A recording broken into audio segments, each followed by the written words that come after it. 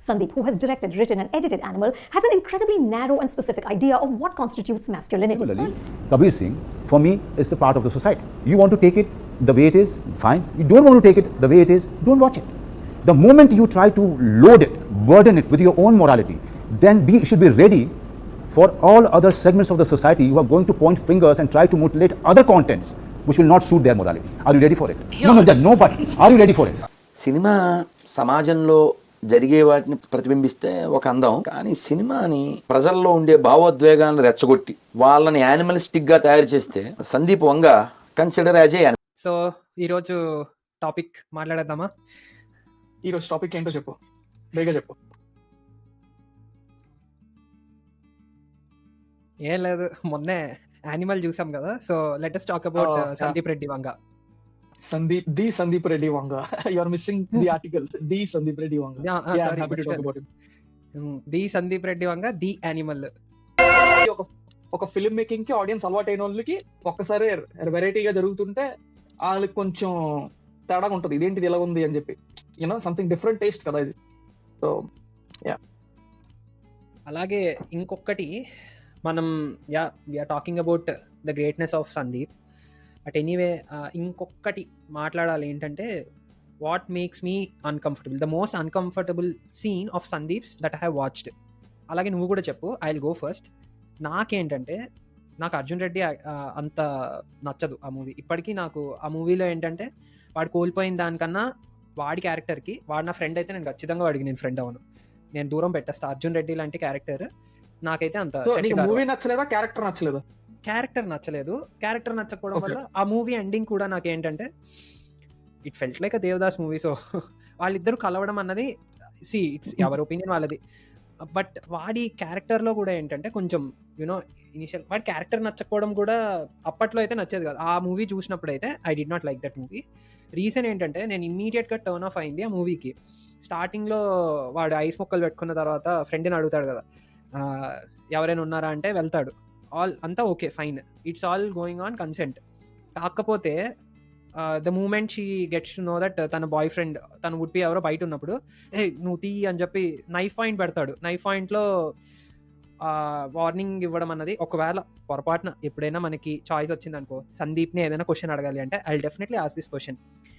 రాసుకున్నావు కరెక్టే, there is nothing wrong. తన honesty అన్నది అక్కడే we have already praised it before. But then line ఏమి ఉండదా, రైట్? ఆ లైన్ నాకేంటంటే, I drew a line there. నాకు ఆ సీన్ చూసినప్పుడు I was very comfortable and very uncomfortable. And ఇదే పాయింట్ సుచారిత కూడా తన రివ్యూలో చెప్పిందనమాట. తన డిస్కషన్ చూస్తే, నీకు తన మూవీ చూసినప్పుడు అంట వెనకాల 4-5 చప్పట్లు కొడుతున్నారంట, నువ్వు తీయి అని చెప్పి నైఫ్ పాయింట్లో పెడితే. సో అదొక్కటి నాకు it felt like I felt very uncomfortable watching that particular scene in that movie. And ఇప్పుడు దానివల్ల సొసైటీ మీద ఏమైనా ఇంపాక్ట్ ఉంటుందా అన్నది, అటు ఉన్నారు ఇటు ఉన్నాయి ఆర్గ్యుమెంట్స్. సొసైటీ చేంజ్ అయిపోతుంది. You have shown me that Dhruv Rathee's video. इसी सेंसिटिव कॉन्सेप्ट को कोई इनसेंसिटिव डायरेक्टर उठा ले, एक ऐसा डायरेक्टर जिसने रिग्रेसिव और माइसोजिनिस्टिक फिल्म बनाई है कबीर सिंह जैसी, फिर क्या होगा? ये भी चीज हमें इमेजिन करने की जरूरत नहीं, क्योंकि इसका नतीजा होगा ये एनिमल फिल्म. बॉलीवुड ने घटिया फिल्में तो बहुत बनाई हैं, लेकिन ये एनिमल फिल्म बड़ी खास है. मेरा मानना है कि ये एक ऐसा क्रिंज फेस्ट है जो हमारे समाज के लिए कैंसर है. సొసైటీని కంప్లీట్ ఇదైపోతుంది, వైలెన్స్ పెరిగిపోతుంది, ఆ రేప్ కల్చర్ పెరిగిపోతుంది. This is one side of the argument. It's just a cinema అన్నది సెకండ్ ఆర్గ్యుమెంట్. నాకేమనిపిస్తుంది అంటే, there is a third one in between. Already నువ్వు నేను మనం మూవీ చూసి మన ఒపీనియన్స్ ఏమి డ్రాస్టిక్గా చేంజ్ చేసుకోము, because we are stable people.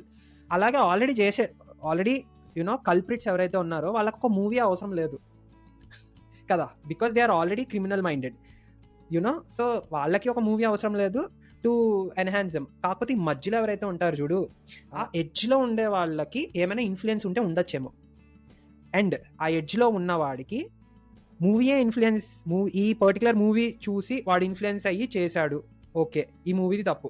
But ఈ మూవీ ఒకవేళ లేదనుకుందాం, this movie does not exist, అయినా సరే he will find some other means to do the act.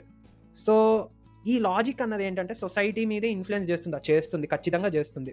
Crime rate పెరుగుతుందా అంటే, నేను చెప్తున్నాను, రీసెర్చ్ నువ్వు చూసావంటే ఇప్పటివరకు they were unable to link directly అనమాట.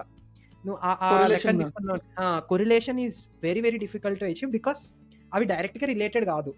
సో అలాంటప్పుడు and that being said creative ప్రాసెస్కి లిమిట్స్ ఉంటాయా ఉండవా, ఈ ఒక్క క్వశ్చన్ నాకైతే బాగా స్ట్రైక్ అయింది ఆ పర్టికులర్ సీన్ చూసినప్పుడు. When he's forcing her to participate, but then ఆ తర్వాత వాడు చేయలేదు కదా అని నువ్వు చెప్పొచ్చు, that can be your explanation. But ఆ తర్వాత ఏం చేశాడు అన్నది నాకు అనవసరం. ఆ మూమెంట్లో వాడు why was he behaving like that అన్నది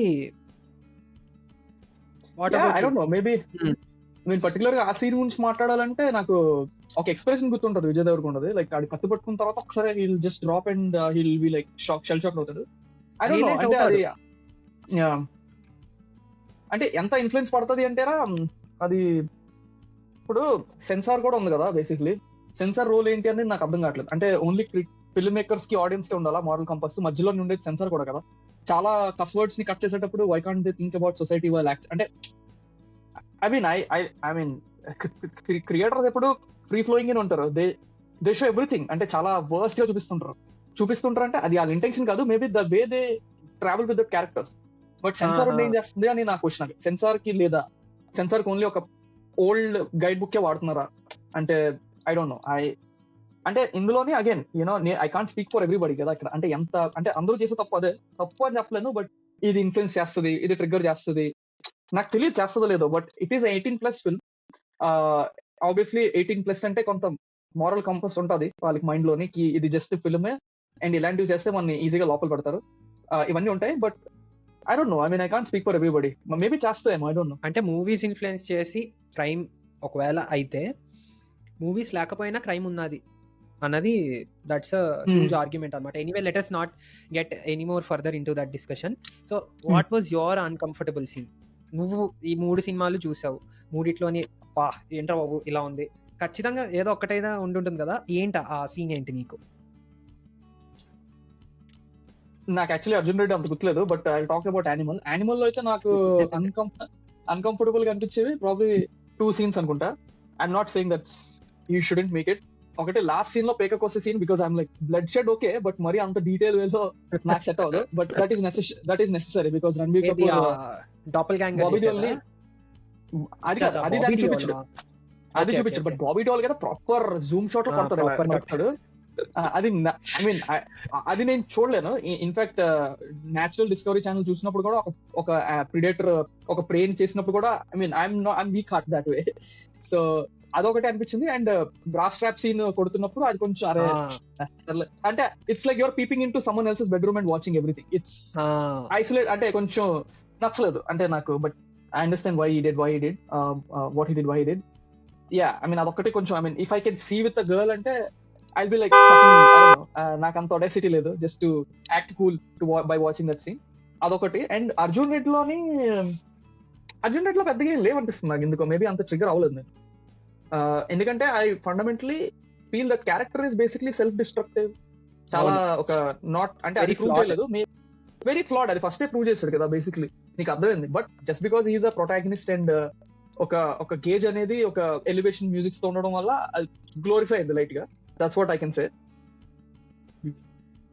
But Sandeep, when there is so much conversation, as a filmmaker, does it make you stop to think that, okay, maybe there is a point of view that I should pay attention to? Does it make you do that at all? No, if you do that, then how can you write?